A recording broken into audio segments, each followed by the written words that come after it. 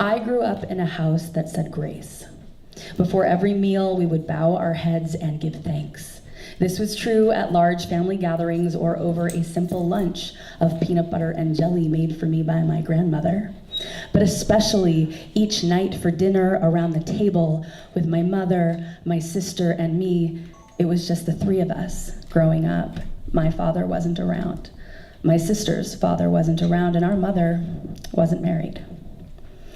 I should tell you that I never thought of my sister as a half, but I didn't always know how to handle it when some people gave sidelong glances when I'd introduce my little brown sister, Sarah, who I named because since her father wasn't around, my mother asked me what we should name her.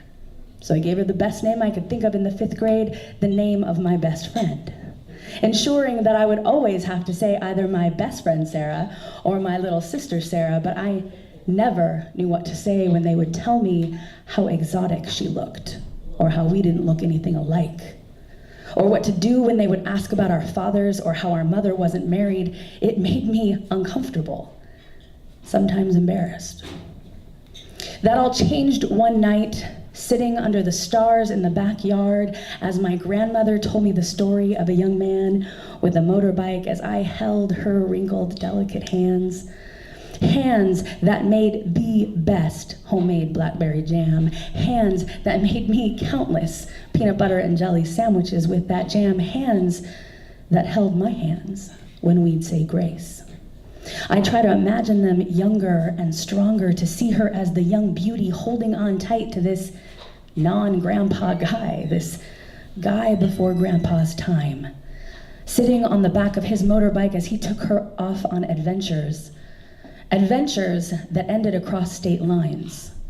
Adventures that ended in a back alley illegal abortion in 1948. Adventures that nearly cost her life and surely cost her reputation. She stops the story there. Afraid and unsure how to go on, we are both crying, and I am still holding her wrinkled, delicate hands. And I think back on all the years and jars of jam and all that she has taught me about grace. I'm suddenly very aware of my mother's choice to keep us both. The sacrifices that she has made for me and my sister, and I am certain she will never be a half anything because I love her with my whole heart. And I think maybe we should have named her Grace.